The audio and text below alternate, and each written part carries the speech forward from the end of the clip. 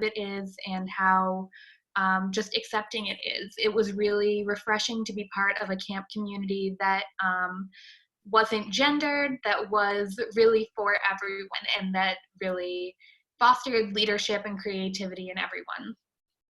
So then I came on in February as the programs manager. I am actually originally from the East Coast, so I was living in Connecticut, and then I accepted this job, and I did a cross-country road trip to LA, so here's where I live now. And if that is a testament to how great Brave Trails is, I moved across the country for it. So as programs manager, I do a whole lot of different stuff. I do evening programs, outreach, workshops, program planning with our staff, organize our support team during the summer, and a whole lot more. So it's just kind of a brief intro onto what I do at Brave Trails. And I'm really excited to be talking to all you tonight. It's really an awesome opportunity, and I'm really happy that this worked out over Zoom. So I'm going to play a short video, but basically a brief gist of what Brave Trails is. We are an LGBTQIA+ leadership summer camp. So what that means is we are a traditional summer camp with a queer and leadership twist to it. So before I say anything else, I am going to share my screen with you and play a short clip of just kind of what it is. I really hope the sound works out. We'll see about that. But here's the video, and then I'm gonna get into a little bit more. So let's share my screen. Okay.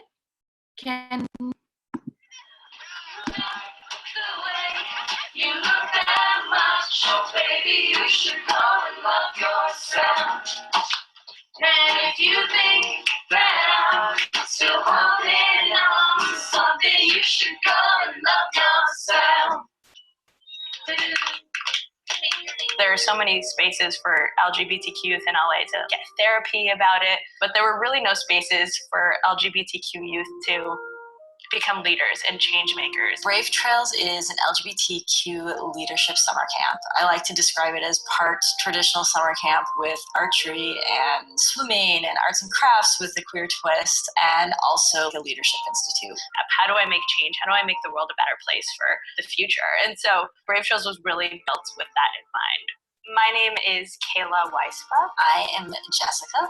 We started Brave Trails together.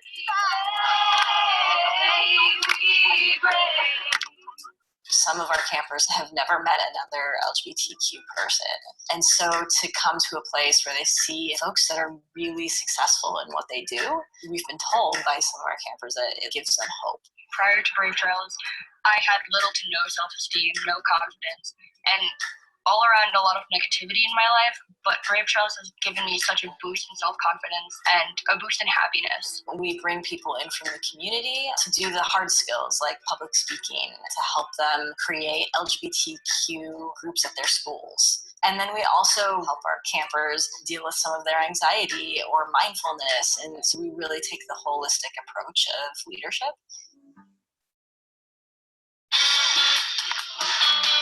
Just being here with all our friends and being who we are and not being judged by our parents or our coworkers or where we go to school or being bullied is probably one of the best things for LGBTQ+ youth. Our cabins are all split by age. We don't ask on the application what gender they are. We want to provide that really safe space so that everybody feels welcome. By taking away the pressure to have to prove who you are, our campers are just really able to focus on growing as leaders and growing personally as humans. Being a part of a camp that's building these leadership qualities and answering these questions that a lot of people didn't have the answers to when I was that age. It was just amazing being able to give them like these tools to take home. We also have a closed Facebook group, so the campers that have to go back to their community where they're not 100% supported or they're having a hard time, they can reach out and get some amazing emotional support. LGBTQ youth have so much natural resiliency and so many natural leadership strengths, and how can we hone in on each of those for our queer youth and help them become incredible adults, whether that's turning out the next queer president or the next incredible teacher or local hero. So, stop sharing. Okay. So I stopped the video there because then it starts getting into false information because this video was from a few years ago. But that is a little snapshot into what we do at Brave Trails. So like it said, it is a traditional summer camp with a queer and leadership twist. We have all sorts of different activities, from archery and arts and crafts. Hey, Sophia, we lost your video. Can you? Oh, at what point did you lose it? No, when you came back. I just don't see your face anymore. Oh. Okay, there I am. We're all learning. Anyway, hello, I'm back. So, like I was saying, we have all sorts of different programming, from stuff like arts and crafts and archery to we have a whole drag program, and we have gaming, which is gaming but spelled with the word gay. So all sorts of different stuff that really cater to all sorts of different types of leadership. Our camps run in both Maryland and California. So we have 3 sessions in California. We have 2 2-week sessions and 1 1-week session. And then in Maryland, we have 1 10-day session at the end of the summer. In terms of leadership components, because we are really passionate about turning out queer leaders, and there aren't that many spaces for specifically queer leaders to emerge. So that is something we really care about and we really hone in on. And we do that in a few ways. One is with our Passion to Action program, which is where we really foster storytelling and how to tell your own story, how to learn about public speaking, and how to learn about, okay, what's important to me and how do I share that with the world. We also, in Passion to Action, do service projects. So last summer alone, we were able to put together care packages for foster youth, which included all sorts of different things they can use, and also handwritten letters to them. And we also did a letter writing campaign to representatives last year. So teaching campers how to advocate for themselves, how to advocate for their community and the people that they care about. Another way that we foster leadership is with workshops. So workshops are where community members come in and do a presentation about something leadership related, such as we've had people do stuff on healthy masculinity, being queer while abroad, juggling for wellness, activism through theater, and a whole lot of other stuff. So we have people from all walks of life. We have counselors all ages, from freshly graduated from college to in their 40s and 50s, who have really been active in the community and want to give back. The biggest thing we hear from our staff is that this is a place that they wish they would have had when they were younger. So it's really awesome to be able to give that to campers now and to be able to see them grow throughout their 2 weeks there, their 1 week there, and to be able to kind of see how that leadership grows in that. So that is my spiel on Brave Trails. It is a really cool place. And if anyone has any questions, I am happy to open the floor to that now. Oh, actually, there is one more thing I want to say.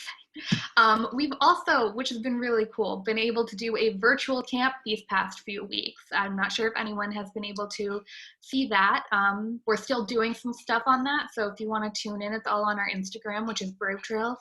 But that has been a really cool opportunity to get involved with all of our campers from across the country, and also a lot of people who aren't necessarily from supportive households who have wanted to get involved in our camp. So we've had movie nights, we've had different workshops, magic trick lessons, all sorts of cool stuff.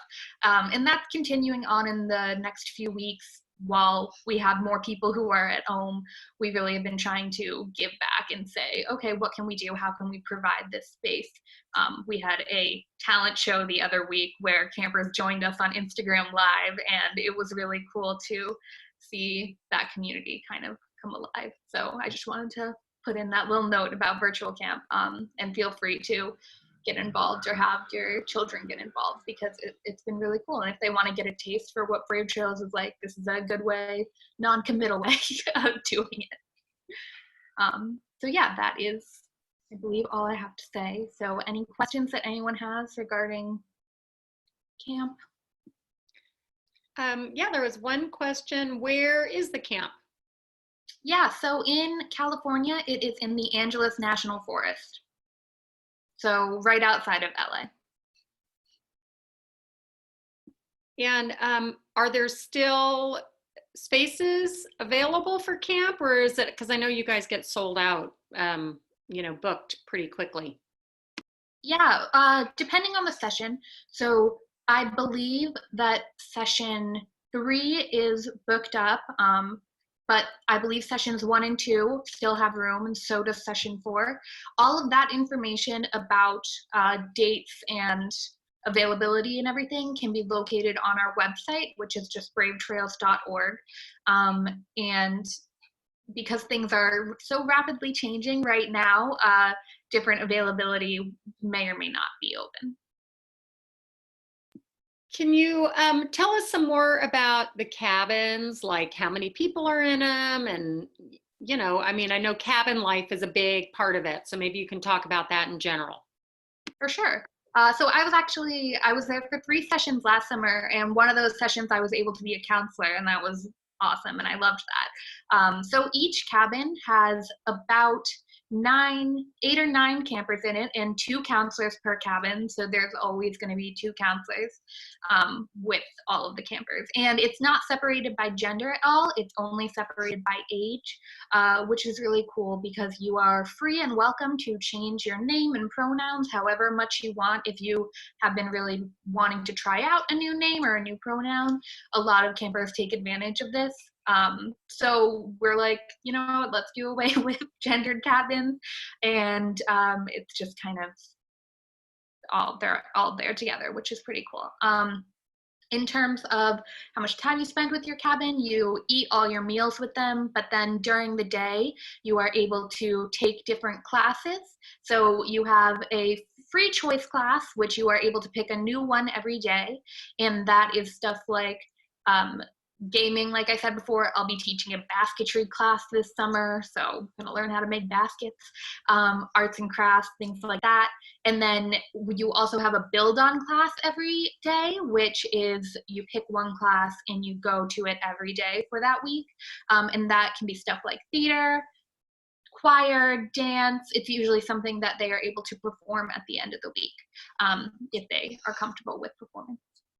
So you don't spend all day with your cabin, but I found that it's a really cool opportunity. You get super close to the people in your cabin, but also there's ample room for making friends outside of your cabin. And camp is, we like to keep it pretty small. So usually 80 campers is kind of our max per session, because we feel like that is a great number for people to still know everyone's name and be able to go out and make a new friend, but it's not a super overwhelming amount of people.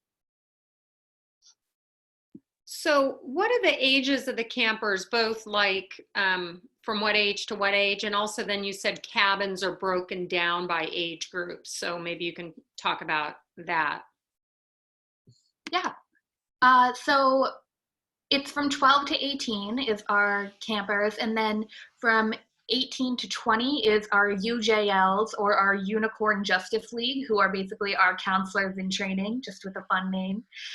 So 12 to 18 is our main group of campers, and each cabin, we usually have like a 12 and 13-year-old cabin, and then a 14-year-old cabin. It'll really depend on how many of what age group we get per session, but usually it's broken up like, okay, all the 12-year-olds are in this cabin and all of the 13-year-olds. And then you get counselors who kind of have more expertise or really like that age group. So I was put with 14-year-olds last summer because I really like that age and working with those kids, campers. Okay, I've got lots of questions. There's tons of questions coming in. Okay. So can you talk about a typical day or schedule? Tell people what a typical day would look like? Absolutely. So we wake up early in the morning. It's usually about 7:30 in the morning we wake up. And the first thing that we do in the morning is go to flag raising. And flag raising is actually one of my favorite parts of the day. We go and we raise a different pride flag that day. So some days it'll be the rainbow flag, it'll be the trans flag, the asexual flag, the Philly pride flag, depends on the day. And we will give a little bit of information about what that flag means and the colors and what they mean. And then we have an open floor to if anyone wants to talk about what that flag means to them. So it's a really nice way to start the morning and kind of reflect a little bit. And then after that, we all go down to breakfast and eat breakfast together with your cabin. My blinds are moving. And after that, you go to your passion to action. So like I talked about earlier, that is a lot of the storytelling or the service projects. After passion to action, we have our workshops, and that's when our community members come in. After that is lunch. After lunch, we have in-cabin chill, where you go up to your cabin, and this is a great time to have binder breaks. This is a great time to take a nap. A lot of our campers are a little bit more introverted, so this is a good kind of debrief time, chill time. You can play cards with your cabin, just a good time to kind of relax from the day. And then after that is our build on class, and then our free choice class. And then we have community chill, and that is another more chill time, but that's for all of camp. So this is where you can hang out with friends from a different cabin. This is where you can go work on that friendship bracelet you've been working on, or work on your talent show, variety act, whatever you're doing. After that, we have dinner.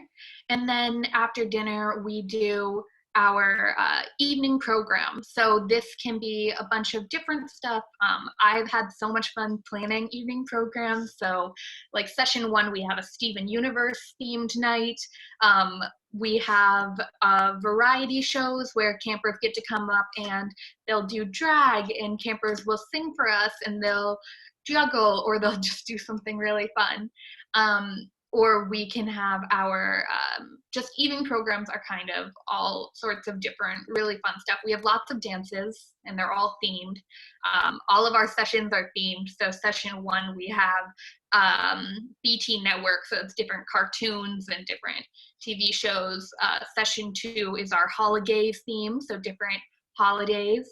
And then session 3 is Dark Island, so spooky Hawaiian paradise. And session 4 is our mythology theme, so a bunch of different really fun stuff. And then after that, after our evening program, it's back up to the cabin and bedtime. So it's a fully packed day, and by 9 o'clock you're very tired and ready for bed.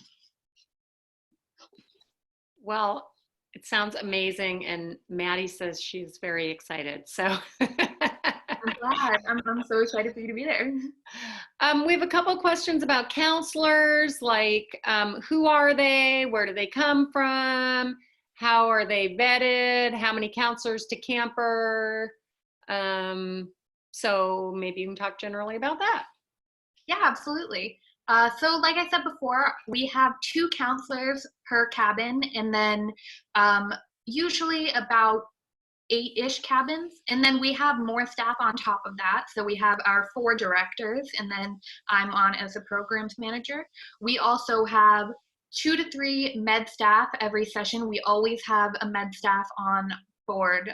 Even if it's one of the med staff's day off, there's always going to be one there. So they're the ones who give out meds and everything, so they're always going to be there.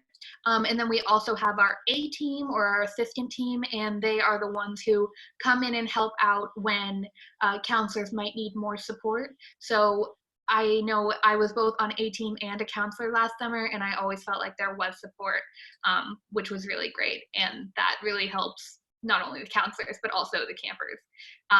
Counselors are all 21 and up, unless they went through the UJL program, or the counselor in training program, and then they can be 20, because we know hiring them, that they are capable of being able to take care of campers. And counselors are really from all walks of life. They are from all over the country. I came from Connecticut last summer to California, but they are really coming from all over. Last summer, we were also able to have some international staff, so that was great. And in terms of vetting, Jake who is our communications director, Jake has a Skype interview with them, and they have to fill out an application, and they have to talk about their experience with camp, with working with children, with working with LGBT children as well. And then I do reference checks. So we also require 3 references to come in, and we talk to all of the references and make sure that this is someone who we feel comfortable working with our campers and working with us as a community.